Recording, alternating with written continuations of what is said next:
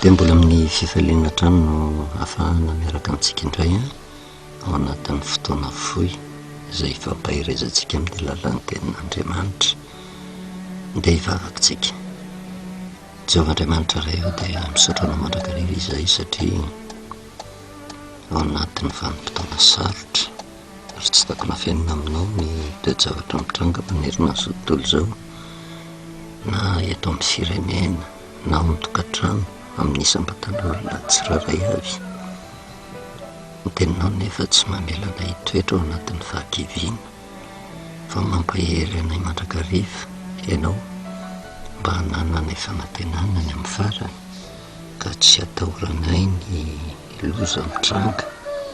satria ireny rehetrarehetra ireny dia fomba avelanao hitranga tokoa mba hitezananay hitombonay ho amin'ny finoana. Matoko sy mino izay fa mifanahinao masina dia hiasa mandrakariva, amelombelona ny fo mampananay amin'ny alalan'ny teninao, hitondra fahazava-tsaina ka hatakaranay ny toromarika rehetra apetraka ao mba hizoranay ka andehananay mahitsy ety amin'ity zao tontolo izao ity izay tsy hananana fanantenana. Fanahinao masina hiasa tanteraka mba hanaisotra ny lasitra fototra ty anatinay aty, sezanay mametraka isanandro isanandro ny fiainanay ampelantananao araka ny teninao hoe apetraka ao aminao ny fanahinay rehetra dia andamina ny lalaka lehanay ianao. Ankehitriny tompo misaha mikery mampahireza ny olonao indrindra anatin'izao fotoana sarotra adiva ataperany ty taona 2024 ity izay nitondranao hafatra lehibe ho an'ny isam-batan'olona, ho an'ny fiangonana, ho an'ny firenena, ho an'izao tontolo izao mihitsy. Mba ho tafalatsaka lalina ao anatin'ny fonay ireny fampahirezana rehetra ireny,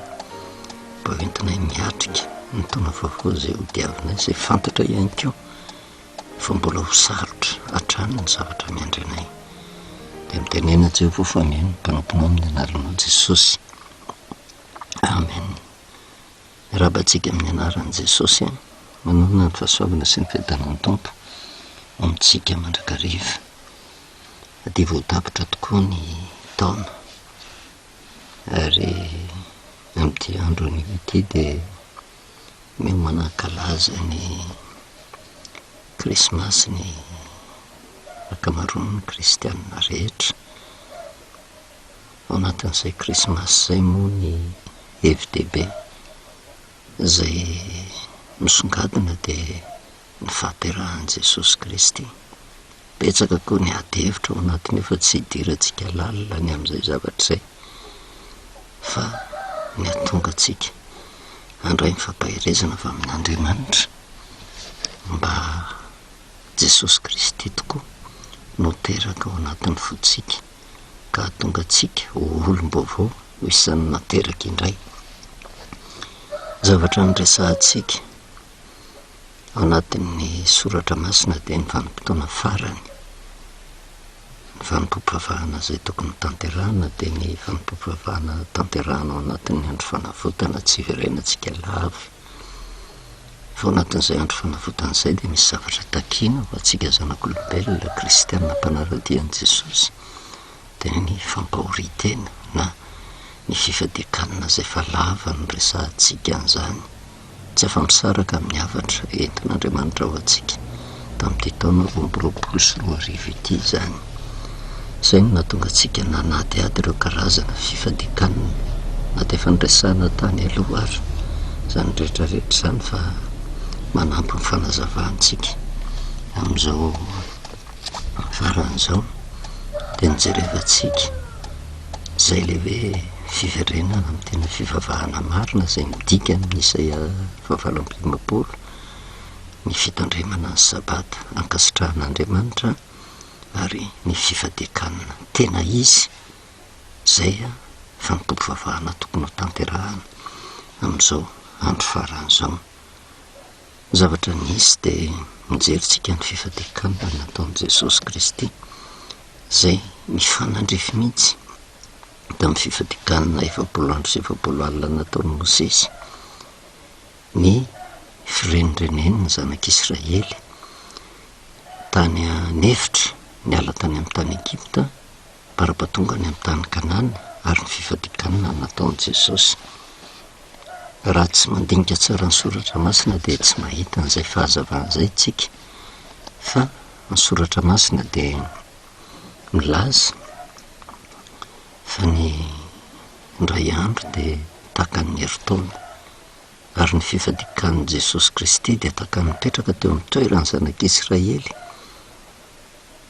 70 taona indrenindreny tany anefitra. Raha ny tokony ho izy zany vao niala tany amin'ny tany Egipta andehany amin'ny tany Kanana ny zanak'Israely dia tokony ho fiaina ny zanak'Israely mihitsy zay fifadikan'izay. Resaka tetontsika somary hafahafa. Fifadikanana tsara indrindra dia tsy misy afa-tsy ny fihinanana hanina. Ny dikany dia hoe mifady ny sakafo tsy izy fa mihinana ny sakafo natolotr'Andriamanitra. Ary hafahafa koa nefa nitondrantsika azy raha ny zavatra nisy tao amin'izay Edena. Tena vao nanomboka miaina i Adama sy Eva dia ny afatra napetraka Andriamanitra dia afatra momba ny sakafo tsy azo hanina sy ny sakafo fihinana. Mihinana ny voan'ilay azonaina azahoana ny fiainana mandrakizay, mihinana ny voan'ilay azo fahalalana tsara sy ny ratsy mitondra fahafatesana. Fomba ahoana no tokony ataon'ny olona mba tsy hidiran'ny fahafatesana? Tsy mihinana fotsiny, zay ny atao hoe mifady voan'ilay azo fahalalana tsara sy ny ratsy, fa mihinana kosa ny voan'ilay azonaina. Ifirenantsika io fanazavahana io, fa andeha ho jerevantsika hoe inona ny ifandraisany fifadikan'i Jesosy sy ny tokony ho toetra ny zanak'Israely sy ny zavatra tokony hankatoavintsika amin'izao andro faran'izao. Fa ny fifadikanana tena izy, tsy ilay fifadikanana tendrena amin'ny andro anankiray na amin'ny andro maromaro ataon'ny olona, fa tokony ho fiainana ho sika satria Jesosy mbola ao amin'ny efitra masina indrindra. Fa naneho ohatra Jesosy atao Matteo 4:7. Ny zavatra nitranga dia rehefa teo amin'ny 70 taona any teo Jesosy Kristy dia niditra tamin'ny ranon'ny batisa. Zay no nazavantsika farany. Rehefa niditra tamin'ny ranon'ny batisa izy dia nety ny fanahy tany anakany anefitra mba halainy devoly fanahy. Ary io fanahy io tsy iza fa Andriamanitra dia fanahy no nitondra azy namakivaky ny efitra. Ty efitra ty io no izao tontolo izao iainantsika amin'izao vanim-potoana izao. Io le efitra nandalovan'ny zanak'Israely. Ahoana moa no ilazantsika fa tokony ho fiainana? Rehefa tena jerevana izay taona niainan'i Jesosy Kristy izay dia ao amin'ilay taona mahamatotra no natao batisa izy. Ary ny olona atao batisa dia rehefa tonga eo amin'ny vanim-potoana mahay mandray safidy ny amin'ny fiainana tokony izorany. Na izy izotra andeha ho amin'ny tsara, na izy izotra andeha ho amin'ny ratsy. Olona mahafantatra tsara zany ny tsara sy ny ratsy, kanefa mandray fanapahan-kevitra hisafidy ny tsara. Ka raha hisafidy ny tsara dia io no lalana voalohany, ny safidy mba hiditra amin'izay ranon'ny batisa izay. Fa ny zavatra manaraka eo tsy zavatra mora. Ary 70 taona Jesosy Kristy no natao batisa. Nakany anefitra izy nety ny fanahy anefitra izay tandindony ty zao tontolo izao ity. Mifady anina 70 andro sy 70 alina. Zany hoe any amin'ny nomeria nahitantsika an'izay ny andro ray sy lona taona ray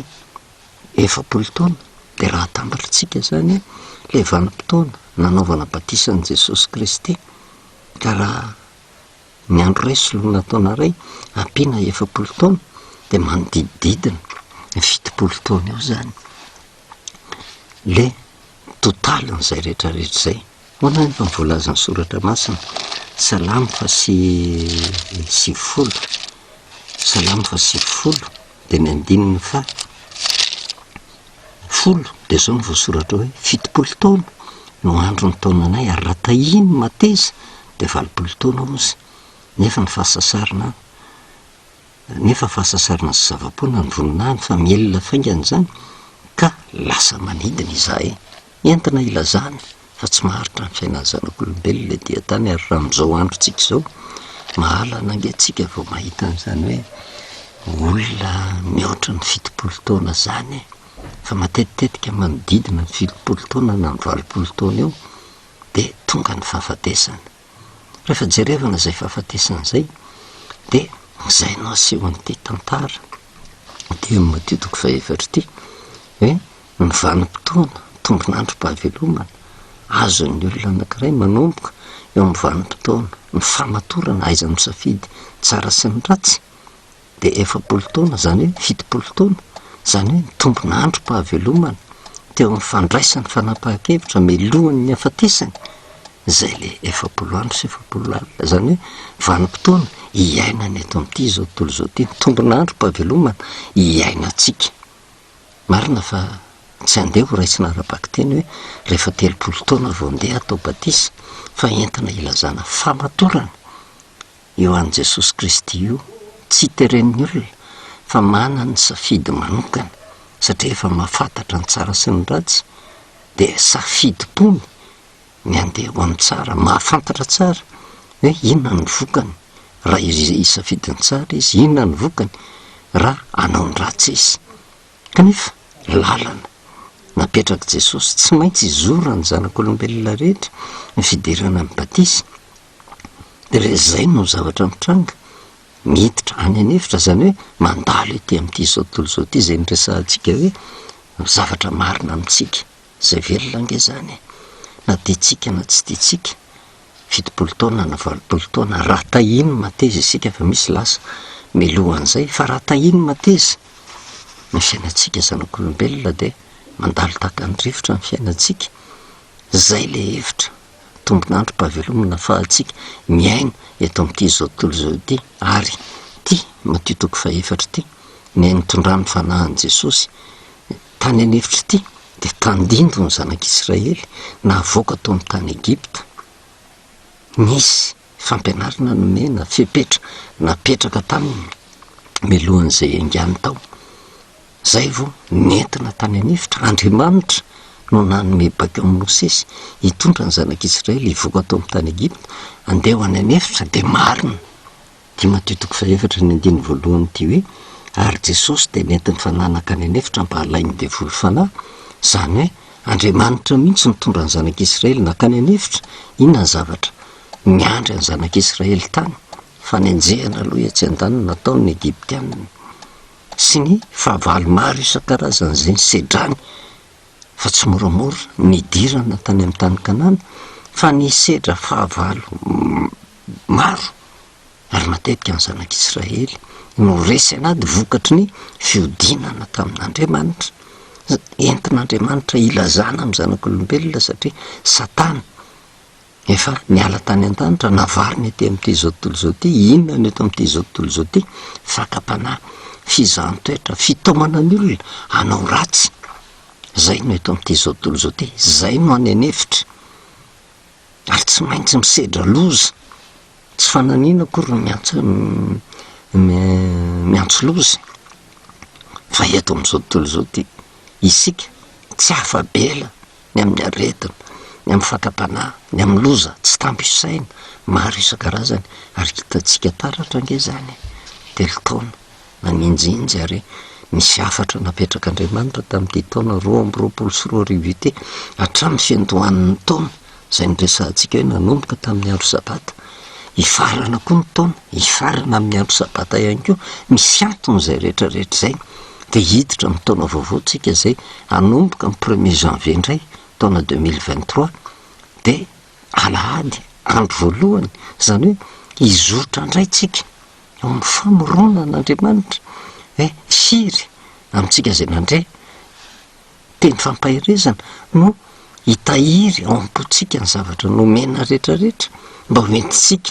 miatrika an'izay tombonandrom-pahavelomana zay homenantsika izay fa ny tokony fiainany zanak'Andriamanitra rehefa mandray safidy de io no mahatonga antsika hoe ny 70 andro sy 70 alina zay midika 70 taona de tokony fiainana ny fifadikanana, fiainana isedra devoly, isedra fakapanahy. Kanefa Jesosy namela fianarana ho antsika nandresy ny fakapanahy izy, de isika koa ao am' Jesosy Kristy tokony andresan'izay fakapanahy zay, ary ny fitaovana tsara indrindra andresena ny fakapanahy de ny fifadikanana, fiainana zay raha dika fivavahana marina, fitandremana ny sabata marina, zay rafitinina fiverenana amin'ny fahamarinana ny tenin'Andriamanitra, mankahala ny ratsy, manao ny tsara, mandray fanapahan-kevitra tsinana ambon'le azo fahalalana ny tsara sy ny ratsy, fa inana n'le azonaina mba azahoana fahavelomana mandrakizay. Fomban'Andriamanitra no mitondra ny olona andalovana am'izany loza maro isan-karazany sy fakapanahy zany, ho fizahany toetra azy mba hanana ny faharetana, ampitombo ny finoana ao anatiny ao. Hoe tena atraiza ny fitokisantsika amin'Andriamanitra, ary atraiza ny fandraisantsika ny famonjena nataon'i Jesosy Kristy. Jesosy teto vita ny batisa, io nakafanahy io azy ny devoly, fa ny zavatra mitranga nefa de zao nivoaka ho mpandresy Jesosy. Noho izany azontsika antoka ihany koa fa raha mpanara-dian'i Jesosy Kristy isika de hivoaka ho mpandresy, satria ahoana voalazan'ny soratra masina Jaona voalohany toko 2 de ny 9 zay milaza fa mitoetra ao aminy ozy de tsy maintsy mandeha toy zay na andehanany koa, zay ny famaritana ny atao hoe kristianina, zay milaza fa mitoetra ao am' Jesosy de tsy maintsy mandeha tak'izay nandehanan'i Jesosy, zany hoe le fiainan'i Jesosy hatramin'izy nitorotoroana tao amin'ny kibon'ny Maria, nateraka velona mandra-pialina ety amin'ity zao tontolo zao ty, ary any amin'ny fanjakan'ny lanitra zay koa ny tokony ho tarafitsika, hamaritantsika hoe manara-dian'i Jesosy ve tsika. Fa eto Jesosy nefa de anisan'ny fiainana nandalovana zay le midirana fifadikanana zay, satria raha ny tena marina ke izy tsy naharitra 70 taona teto, fa fomba hafa ny nanehoana an'izay fa 70 taona zay de ny fifadikanana. 30 taona izy natao batisa, niditra tao anatin'ny fifadikanana 70 andro sy 70 alina, raha ovana ndray andro eritaona 70 taona zany 70 taona, zany hoe io fokely ny vanim-potoana afahantsika miditra amin'ny fifadikanana, milohan'ny afatesantsika afahantsika mandova ny fanjakan'ny lanitra, satria zay mpisorona be rehefa nitsangany Jesosy amin'ny efitra masina indrindra izy, de zay no mahatonga atsika hoe ny fampivavahana tokony ho tanterahana. Raha hitsangana Jesosy de mifampahoritena ny fiverenana amin'ny marina, fitandremana ny sabata na ny fifadikanana arak'izay takiny ny tenin'Andriamanitra, de natao batisa Jesosy. Inona nefa ny zavatra hitantsika tamin'ny farany? Tsy maintsy mijerytsika an'izay tantara zay, satria tsy avelantsika andalo foana ny zavatra rehetra, misy antony avokoa matory reny sofintsika hoe mijanona fotsiny ao anatiny ao, fa misy fipetra napetraka ary nyresahantsika teto ny zanak'Israely koa nge natao batisa, fa tsy voafaritra tany amin'ny testamenta taloha zay le hoe batisa zay, fa Paoly no nanazavana taty amin'ny Korintianina voalohany toko 10, fa ny fiampitana ny ranomasina mena no tandindo ny batisa. Raha iverenantsika vakeny ny Korintianina voalohany toko 10 ny andininy voalohany ka hatramin'ny 5, fa tsy tiako tsy ho fantatra reo rahalahy ozy, fa ny razantsika rehetra de tambanin-drahona, ary izy rehetra namaky ny ranomasina, ary izy rehetra natao batisa ho amin'ny Mosesy tao amin'ny rahona sy ny ranomasina, ary izy rehetra nihinana ny fihinam-panahy iray ihany, ary izy rehetra nisotro ny fisotrom-panahy iray ihany, fa nisotro tamin'ny vatolampy fanazy nanaraka azy izy, ary Kristy zany vatolampy zany nefa ny ankabeazany de tsy sitrak'Andriamanitra fa naringana tany anefitra. Batisa zany le fandalovana, fiampitana n'le ranomasina kanefa tsy ny ranomasina mena ihany a ny zavatra hitatsika tary amin'ny testamenta taloha fa tena ranomasina nipita ranomasina indroa ny zanak'Israely, nipita ny ranomasina mena izy aloha de nipita ny Jordanina, zay vao niditra tao amin'ny tany Kanana. Zay koa ny tokony arahantsika ary naseho an' Jesosy Kristy zany tamin'izy natao batisa hoe tena tsy maintsy niditra tamin'ny batisa, zany hoe amin'le vanim-potoana ny famatorana aizanao misafidy anao ny tsara na anao ny ratsy de miditra amin'ny batisa. Fa inona ny fiainana tokony anaraka ny olona ao aorianan'izay? Fampahoritena na ny fifadikanina maharitra fakapanahy mba ahafahana ho tafavoaka velona, ahafahana mandresy ny devoly. Ary zay io nataon'ny zanak'Israely io, fa ny zanak'Israely nefa teto ny akabeazany ozy de tsy sitrak'Andriamanitra, natao batisa tao amin'ny ranomasina mena fa ringana tany anefitra avokoa, satria nahoana tsy tanteraka ny fifadikanina, tsy araka le toe-panahy nitakian'Andriamanitra azy ny fiainan'ny zanak'Israely, ary napetraka zany mba hodiniatsika amin'izao andro faran'izao, mba ho fananarana atsika zay hiaran'ny andro farany hoe tsy tokony hanao ny fanaon'ny zanak'Israely ka hieritreritra fa vita batisa de hieritreritra fa hahazo famonjena, fa ny batisa de lalana tsy maintsy andalovana, fa tsy hoe rehefa vita batisa de efa voavonjy. Diso be zay ary betsaka ny kristianina nefa mieritreritra an'izay araka ny fotom-pampianaram-piangonana, rehefa vita batisa de mazahoa antoka fefa voavonjy ianao. Fa raha ohatra ny batisa azahoana antoka fefa voavonjy, tsy nisy rengana ny zanak'Israely. Tsy le ranomasina mena ny diso, paikon'i Jehova ny mpitana ny ranomasina mena zay tandindon'ny batisa araka ny lazainy Paoly apôstôly, fa naninona ny ringana tany anefitra tsy tanteraka ny fifadikanina na ny fialana tamin'ny ratsy, fa vao maika nihodina tamin'i Jehova ange ny zanak'Israely, nihodina tamin'i Jehova. Hitantsika ny fahotana, ny fimonomononana, ny tsy fankasitrahana ny Mosesy sy Arona, ny fandavana ny didin'Andriamanitra, ny fananganana ny omby lahy kely volamena, ny fandimby tao amin'ny taranaka ny Israely sy ny firenen'ny Joda, ny fahotana maro isan-karazany ka natonga azy ho lavo ny fahavalo mandrakariva, ringana ny zanak'Israely, mba tsy hatonga atsika heritreritra fa hoe aza tao batisa mba de am'izay azo antoka fa efa voavonjy. Zay le fotom-pampianaradiso. Fa ny olona vita batisa, ny batisa de anisan'ny lalana nandalovana, fa misy zavatra takiana kosa ao anatin'izay batisa zay mba ho lasa fiainana ka tsy hatonga atsika ho ringana tahaka ny zanak'Israely tany anefitra. Fa ny zanak'Israely natao batisa ringana, zay no natonga azy tsy maintsy miampita indray ny amin'ny Jordanina, zay vao tonga tany amin'ny tany Kanana. Ary zay no natonga atsika nyresaka teto raha nijeritsika ny bokin'ny Exodosy, ny bokin'ny Exodosy nanahoana ny fomba nivoahan'ny zanak'Israely tao amin'ny tany Egipta, voatery tsy maintsy nyresantsika zay de sitrapony Jehova, satria nitaraina ny zanak'Israely vokatra ny fampahoriana azy tao amin'ny tany Egipta. Nidiny Jehova hamonjy ary nanendry amin'ny Mosesy izy mba hitondra ny zanak'Israely andehony amin'ny tany Kanana, fa tsy hoe ndray mpimaso teo de tonga de voavonjy ny zanak'Israely, fa nisy lalana tsy maintsy nandalovana.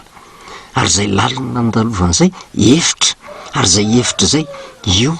nidiran'i Jesosy Kristy nitondrany fanahy azy mba alainy devoly fanahy. Tsy mora ny zavatra andalovana eo anatrehan'izay rehetrarehetra zay, ka Andriamanitra nitondra ny zanak'Israely eto ny fanahy nitondra an' Jesosy Kristy nakany anefitra mba alainy devoly fanahy. Tsy tafavoaka tao nefa ny zanak'Israely raha tsy nisy an'ilay zanak'ondry tsy misy kilema mbola tao amin'ny tany Egipta, namonoana ny zanak'ondry tsy misy kilema io zay tandindon'i Jesosy Kristy. Nofony zanak'ondry natsatsika nohanina miaraka amin'ny ana-mangidy sy ny mofo tsy misy masirasira ny raha natetina tamin'ny tatom-baravarana sy ny tolam-baravarana. tsy afa misaraka fa ao anatin'ny lalàny ny fivadikanana daholy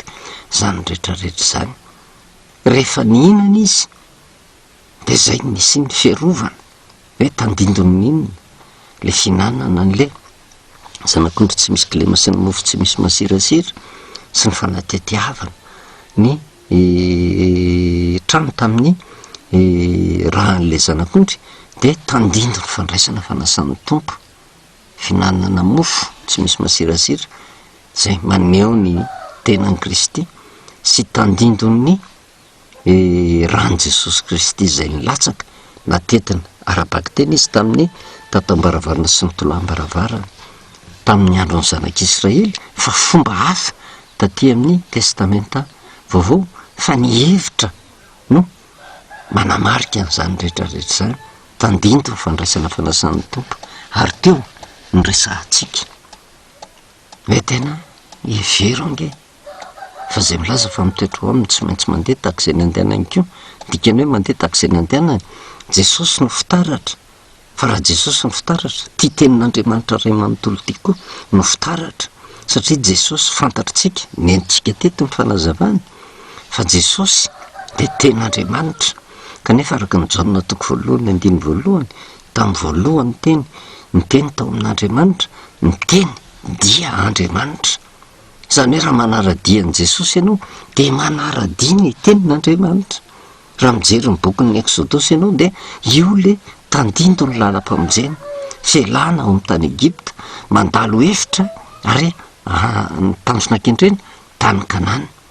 Ahoana ny fomba nialana tao amin'ny tany Egipta? Io ny fandraisana fanasan'ny tompo tsy tafavoaka tao raha tsy io aloha. Rehefa nandray ny fanasan'ny tompo de nivoaka ary rehefa nivoaka nanomboka andalo tany amin'ny hevitra de natao batisa. De eo mandiniantsika ny tenantsika satria be dia be ny fotom-pampianarana tsy mitombona amin'izao vanim-potoana zao. Mametraka mazava tsara mihitsy ny akamaroan'ny fiangonana tsy afaka mandray fanasan'ny tompo raha tsy vita batisa. De raha mitodika eo amin'ny Exodosy tsika tsy vita batisa nefa ny zanak'Israely nandray ny fanasan'ny tompo de niainga izy inona ny tandindon'le fandraisana fanasan'ny tompo ao anatin'ny lalàny ny fifadikanana daholo zany lalàny ny fifadikanana mba hafahana manovo hery hoentina hiatrika ny hevitra zay andalovana zay nitondran'Andriamanitra ny olona satria hisedra loza fa mitady fiarovana fa ny zanak'Andriamanitra tsy maintsy mandalo amin'izany rehetrarehetra zany fa nohony amin'le raha ny zanak'ondry zay hitantsika any amin'ny Exodosy toko 4 de nisy ny teny fikasana zay napetrak'Andriamanitra. Exodosy toko 4:12 de ny 9 fa 12 ka hatramin'ny 17 hatrao amin'ny tany Egipta sy ny teny fikasana napetrak'Andriamanitra ho amin'ny olona fa andeha hamaky ny tany Egipta amin'izany alina zany aho ka hamono matory rehetra amin'ny tany Egipta hatramin'ny olona ka hatramin'ny biby fiompy ary ny Andriamanitra ny Egiptianina de ho tsarako avokoa zao no Jehova ary ny raha de famantarina ho anareo amin'ny trano zay toeranareo ary raha mahita ny raha de andalo anareo ka tsisy loza andringanana anareo raha mamela ny tany Egipta hisedra loza hatrao amin'ny fiaingana de hisedra loza isy loza alefan'i Jehova fa hiainga ny zanak'Israely fa misy fiapetra napetrana nazavaintsika tamin'ny nazavana ny andro Pasika fiboana tany am-pendohana fa tarafitsika amin'ny sehatra ara-panahy zay fiboan'izay de ny teny fikasana tsara raha mahita ny raha tsisy loza andringanana anareo ny antony fandraisana fanasan'ny tompo de fiarovana sady fa isy loza hitranga ka ahatonga atsika ho voaro ao anatin'izay loza zay. Kanefa ny lalàny fifadikanana koa araka nefa fantatritsika hoe raha vao miditra ao anatin'ny fifadikanana misy loza mananontanyna inona ny mahatonga an'le loza mihodina ny zanak'Israely inona tsy tonga de miatra ny loza fa fampieritrretan'Andriamanitra mampiverina ny olona hiverina amin'Andriamanitra ary midika miverina amin'Andriamanitra miverina ao amin'ny fivavahana marina miverina ao anatin'ny fifadikanana marina miverina amin'ny fitandremana ny sabata. Rehefa izay ny zavatra mitranga tsisy loza andringanana anareo tia taona 2024 ity ozytsika sady sabata lehibe an' Jehova no pasika lehibe an' Jehova satria ny zavatra tsikaritrsika nanomboka ny taona 2022 sabotsy 1er janvier tonga ny fiandohan'ny taona ara-baiboly tomboka tamin'ny andro sabotsy tonga ndraikio ny pasika nola sabotsy indray zany hoe ao anatin'ny pasika tsika ndika iainga kanefa ao anatin'ny fiaingana zay nahitantsika an'ireny loza maro isan-karazany ireny tao anatin'ny telotaona nasehon'Andriamanitra tsy hoe tamin'ny vanim-potoana fotsiny ingeny nisy ny loza tao amin'ny tany Egypte raha mijery ny Exodus 2:12 fa misy loza 7 melohany io fa io faratapon'ny loza melohan'izay iangana loza fa namely ny Egypte tsy nino an Jehova de nomena ny vanim-potoana kanefa na de io ary ny loza faratapony tao amin'ny tany Egypte loza tsy roa aman-tany miandry ny zanak'Israely keo any ampandehanana any amin'le hevitra mba ho tsapany zanak'Israely izay le hoe tena andray fanapahan-kevitra hiala amin'ny ratsy fa hanao ny tsara araka ny any amin'ny Genesis inona ny fomba tsara indrindra mandray fanapahan-kevitra tsy inona ny vaon'le azo fahalalana tsara sy ny ratsy fa inona ny vaon'le azonaina ary inona ny finanana ny vaon'le azonaina le finanana fandraisana fanasan'ny tompo zay nyresahantsika ty amin'ny Exodus 2:12 hoe tsy mbola vita batisa ny zanak'Israely noho izany tsy mitombona ny fanazavana entin'ny akamaroan'ny fiangonana hoe tsy mahazo mandray fanasan'ny tompo raha tsy vita batisa fa ny soratra masina de manazava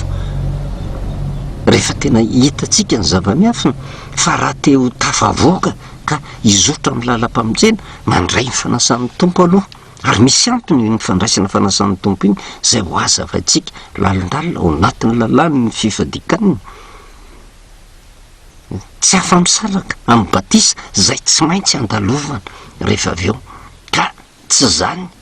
na vita batisa ianao na tsy vita batisa tsy hoe rehefa vita batisa koa de tsy handray fanasan'ny tompo fa tsy mitombona le hoe ny olona tsy vita batisa tsy mahazo mandray fanasan'ny tompo fa vao miainga tapa-kevitra ny ainga izotra amin'ny lalam-pamonjena na tsy vita batisa ary mandray fanasan'ny tompo satria mitady fiarovana ary zay mitady fiarovana zay izotra lalandavitra efapolo taona renireny tany anefitra mila sakafo ovatsy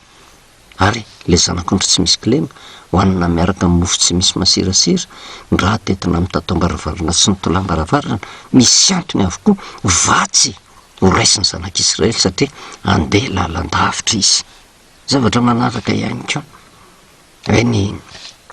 zazakely tsy mahazo mandray fanasan'ny tompo tsy mitombona ara-tsoratra masina daholo ainga zany zavatra fotom-pampianarana foroporonina mba hatonga atsika ho zatra iaina ao anatin'ny tsy fahamarina ny tenin'Andriamanitra zany na handray fanasan'ny tompo ary ianao fa le fodi-kevitra hidirana ao amin'izany diso ka rehefa diso ny fodi-kevitra de diso hatramin'ny zavatra tanterahan'ny olona ka eo anatrehan'izay rehetrarehetra zay ny zavatra andrasan'Andriamanitra amintsika mba hahatonga atsika tena iaina ao anatin'ny fifadikanana marina ka raha miveryntsika any amin'ny Matteo 2:4 andro sy 7 alina tandintony 7 taona de zao fiainan'le olona mihitsy ange manomboka amin'ny vanim-potoana andraisany fanapahan-kevitra isafidy izotra amin'ny lalam-pamonjena 7 taona tombon'andro mpavelomana rata iny mateza miampy an'le 3 taona nandraisana fanapahan-kevitra idirana amin'ny batisa noho izany voapirofo fa tena ny fifadikanana tena fiainana tokony iainany zanak'Andriamanitra raha te hivoaka mpandresy izy ka anaradian'i Jesosy Kristy satria fanarahandian'i Jesosy fanarahana ny tenin'Andriamanitra misy tenany amin'ny Apokalipsy 7:7-7 miresaka hoe ary miakanjo akanjo voafafy izy ary ny anarany atao hoe ny tenin'Andriamanitra izolontsika anaradian'i Jesosy satria izay milaza fa mitoetra ho aminy tsy maintsy mandeha tahak'izay nandehananko mitoetra ao amin'i Jesosy mijery ny fiainany aiza no hitantsika ny fiainany ao anatin'ny tenin'Andriamanitra iny ty tenin'Andriamanitra ty de araka io voalazany io miakanjo akanjo voafafy izy Jesosy zay iza ny anaran'i Jesosy ny anarany atao hoe ny tenin'Andriamanitra manaraka ny tenin'Andriamanitra de zay no natonga antsika nijery ny Exodosy 12 mandray fanasan'ny tompo na tsy vita batisa azy fa misy antony manokana zay fandraisan'ny fanasan'ny tompo zay azon'ny olona ve ny atao hoe mandray fanasan'ny tompo satria io no mariky ny fiaingana andeha ho any anefitra hiditra amin'le fifadikanana fiainana mba hizotra amin'ny lalam-pamonjena sy atonga ny olona ho tafiditra amin'ny tany Kanana ny zanak'Israely fa atonga ny kristianina ho andova ny fiainana mandrakizay satria Jesosy mbola amin'ny hevitra masina indrindra ka raha tsy mampahoro ny tenantsika isika ny fivavahana farany tanterahany ety amin'ity zao tontolo zao ty de fampahoritena na fifadikanana de tsy maintsy fantatra inona ny zava-miafina ao anatin'ity fandraisana fanasan'ny tompo ity ho azavaitsika io satria io ny ingana voalohany hiditra amin'ny batisa ho azavaitsika ny lalina ny zoran'i Jesosy eo amin'izay tsika mitodika amin'ny tenantsika satria rehefa tena jerevana ange taona 2022 sady sabata lehiben'i Jehova nazao antsika lava nanomboka hatrany amin'ny 1er janvier 2022 mbola mandraka ankehitriny kanefa pasika Jehova koa satria tamin'ity taona ity sabata ny pasika de zao ty taona 2022 ty azo lazaina hoe anomboka hiala ao amin'ny tany Egypte tsika zany hoe andray safidy hizotra ny anefitra inona miandray antsika ny anefitra tsy mbola ho afaka reo olona miloza amina tamba tsy mbola ho afaka reo olona ny zavatra mafa tsy maintsy andalovana tsy mbola ho afaka zany fa manoro lalina n'Andriamanitra mandraisa fanasan'ny tompo fantaro ny zava-miafina ao anatiny ary inona ny tokony tanterahana arao lalan'i Jesosy Kristy arao ny tenin'Andriamanitra de ho hitantsika fa ho azontsika ny atao hoe tena fifadikanana marina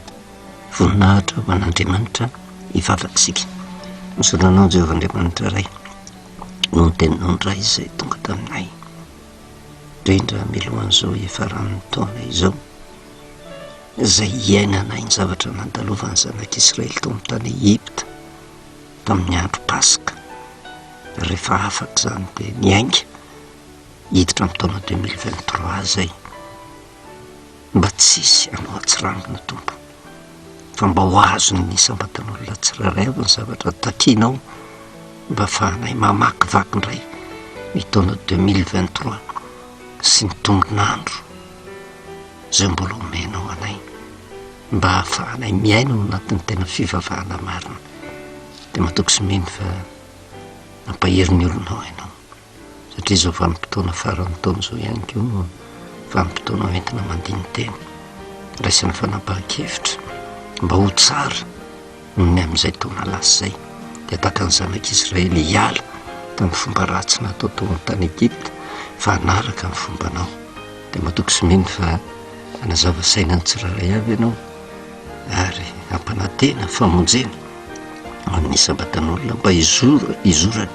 amin'ny tena famarinana de sotra indrindra ray amin'ny anaranao Jesosy amen. Manao velomantsika amin'ny anaran'i Jesosy manao na fahasoavana sy ny fiadanan'ny tompo mitsika mandrakariva.